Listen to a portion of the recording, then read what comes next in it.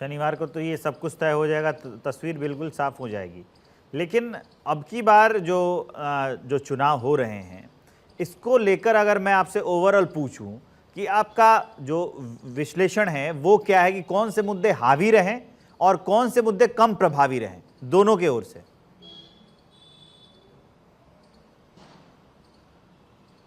देखिए, केदारनाथ जो विधानसभा है वो पहाड़ की विधानसभा है और सीमांत जनपद है, और साथ ही साथ वहाँ के जो लोग हैं, स्थानीय लोग हैं, उनका जो है पर्यटन पर जो है निर्भर वो लोग हैं, केदार घाटी के लोग। तो जो उनके स्थानीय मुद्दे हैं उनको लेकर वो वोट करेंगे और साफ तौर पर चाहे वो भाजपा के प्रत्याशी रहे हों या फिर कांग्रेस के रहे हों, उनके अपने स्थानीय मुद्दे थे, सड़क के मुद्दे थे, पेयजल के मुद्दे थे। तो तमाम ऐसे जो स्थानीय मुद्दे थे उनको लेकर को वो वोट करेंगे। हालांकि दोनों राजनीतिक दलों ने अपने अपने तरीके से पब्लिक के बीच में पब्लिक को ये करके अपनी ओर भुनाया कि जैसे ये मान लीजिए कि भारतीय जनता पार्टी ने कहा कि मोदी जी की जन कल्याणकारी योजनाएं हैं चल रही है, इसका लाभ जो है सीधे तौर पर पब्लिक को मिल रहा है, आप लोगों को भी मिल रहा होगा, चाहे वो आयुष्मान योजना हो, उज्ज्वला योजना हो, तमाम योजनाओं का उन्होंने जिक्र किया चुनाव प्रचार के दौरान। तो वहीं कांग्रेस ने इस बात को लेकर के घेरा है कि भारतीय जनता पार्टी को ये आरोप लगाए उन पर कि बीजेपी हमेशा जो है हिंदू के नाम पे चुनाव लड़ती है। आप लोगों ने देखा बद्रीनाथ की पब्लिक ने भी जो है बीजेपी को सबक सिखाया है, अयोध्या की पब्लिक ने भी सबक सिखाया, अब केदारनाथ की बारी है। तो कुल मिलाकर ये कहा जा सकता है कि स्थानीय मुद्दे वहां पर ज्यादा हावी रहे। जी ठीक है, मैं आऊँगा तो अब की बार जाति पर बात करेंगे कि क्या जातीय समीकरण है, लेकिन आप हमारे साथ रहिए। जो प्रवक्ता हैं बीजेपी के, उनकी आवाज़ अब ठीक हो गई है। अब कुंवर जपेंद्र जी से एक जो है मैं रिएक्शन लेना चाहूँगा अब की बार कि जो स्थानीय मुद्दे रहे हैं, आपको लगता है कि आपकी है सरकार तो वो बात जो वोटर्स तक आप अपनी बात ठीक ढंग से पहुँचा पाए हैं?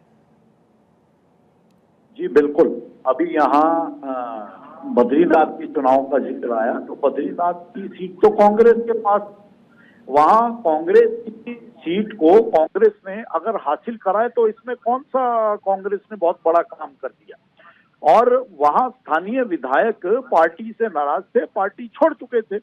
अब आ जाते हैं हम मुद्दों के ऊपर। तो जो विकास का पहिया उत्तराखंड में शुरू हुआ है, second time Bharatiya Janata party की सरकार को जनता ने चुना है, प्रदेश को युवा मुख्यमंत्री मिले हैं, प्रदेश के अंदर एक बदलाव की जो एक आवाज थी उसका असर नजर आया, विकास निरंतर आगे जा रहा है, पर्वतीय जनपदों की मान सम्मान और जन भावनाओं का सम्मान करने वाली अगर कोई सरकार है तो वो भारतीय जनता पार्टी की सरकार है। कांग्रेस का दुष्प्रभाव और दुष्प्रचार पूरी तरह से बेनकाब हो चुका है। कांग्रेस की चुनावों के समय दुष्प्रचार करने की जो एक रीति और रीति रही है वो इस चुनाव में पूरी तरह से बेअसर हुई है। अभी हमने देखा कि कांग्रेस ने वहां शराब का एक मामला ऐसा शुरू करवाया और उसमें सब कांग्रेस के लोग इन्वॉल्व थे। तो कांग्रेस के देवभूमि की मान मर्यादा तक भूल गई कि चुनाव जीतने के लिए आप इतना नीचे गिर सकते हैं, आप देवभूमि के अंदर और केदार घाटी के अंदर आप इस तरह की हरकतें कर सकते हैं। तो वो भी एक पर्दाफाश हुआ। तो ये बिल्कुल तय है कि उत्तराखंड के अंदर केदार घाटी का चुनाव भारतीय जनता पार्टी का ही नहीं, ये केदार घाटी के मतदाताओं के लिए भी महत्वपूर्ण है, उनके लिए भी मान सम्मान का विषय है। कांग्रेस पार्टी के लिए भी तो महत्वपूर्ण है ना। दुष्प्रचार करने वाले दल कांग्रेस को जोशी जी से रिएक्शन ले लेते हैं। केदार घाटी के मतदाताओं को मिला, वो इसका भरपूर लाभ उठा। ठीक है जोशी जी।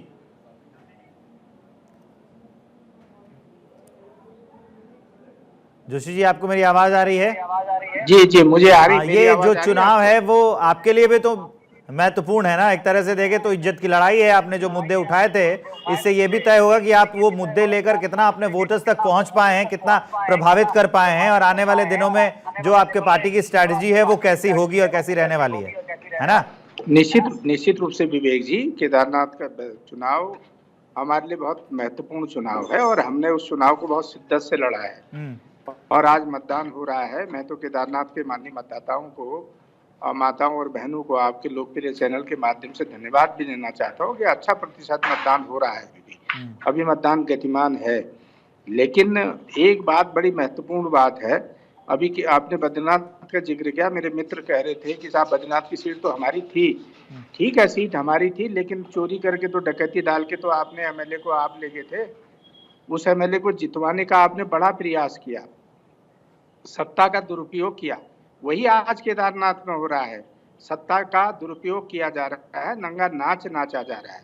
जिस शराब की बात हमको है, वो तो भारतीय जनता पार्टी के कार्यकर्ताओं की शराब थी, वो इन्हीं के घर में पकड़ेगी, ये आरोप हमको लगाते हैं। लेकिन शराब घर घर पहुंचाने का काम ये करते हैं। पुलिस की गाड़ियों में इन्होंने शराब पहुंचाई। मैं डिबेट को नहीं आगे वो नहीं करना चाह रहा था, लेकिन कहना पड़ रहा है इस बात को बड़े अफसोस के साथ कि भाजपा ने सत्ता का जितना नंगा नाच होना था वो केदारनाथ में किया। उसके बाद भी भारतीय जनता पार्टी घबराहट में है और केदारनाथ में निश्चित रूप से कांग्रेस की का उम्मीदवार विजयी होगा और कांग्रेस भारी मतों से जीतेगी और भारतीय जनता पार्टी को शिकस्त मिलेगी। लेकिन जो महत्वपूर्ण मुद्दे कहा, जो अभी हमारे मित्र ने वहां पर 2-3 बातें कही हैं, उन बातों को लेकर केदारनाथ की जनता में बड़ा आक्रोश है।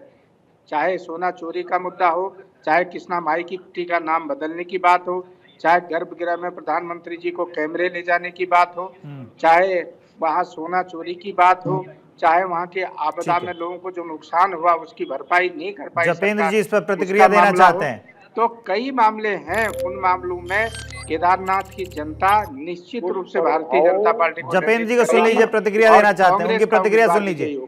जोशी जी, जपेंद्र जी का दुष्प्रभाव पूरी तरह से इस चुनाव में बेअसर हो चुका है। पूरे नेट में कि आपका गर्भगृह की तस्वीरें दुनिया से कोई कहीं पे भी देख सकता है। अगर माननीय प्रधानमंत्री गए और किसी फोटोग्राफर ने अगर वहां फोटो खींची तो ये मुद्दा है, बताइए ये। और वहां से सोना चोरी का आप आरोप लगाते रहे, आज तक आप प्रमाणित नहीं कर पाए, आप कोई प्रमाण नहीं दे पाए। अरे भाई, अगर सोना चोरी हुआ है तो किसने चढ़ाया होगा तो वो कहेगा, आज तक आप प्रमाण नहीं दे पाए। आप सिवाय प्रचार करने के, सनातन को बदनाम करने के और अपना चक्रव्यूह हमेशा से चुनावों के समय जो आप पूरे देश में करते थे, आपने वही अपनी टैक्टिस देशभूमि में शुरू करी और आप बेनकाब हो चुके हैं। आप लोग समझते क्यों नहीं है कि कांग्रेस पूरे देश के अंदर मतदाताओं के सामने, देशवासियों के सामने पूरी तरह से बेनकाब हो चुकी है। और इस कांग्रेस को केदार घाटी की जनता और वोटर इस बार ये करारा जवाब देने जा रहा है कि तुष्टीकरण की राजनीति उत्तराखंड में कामयाब नहीं होने दी जाएगी। ये केदार घाटी का वोटर साबित करने जा रही है।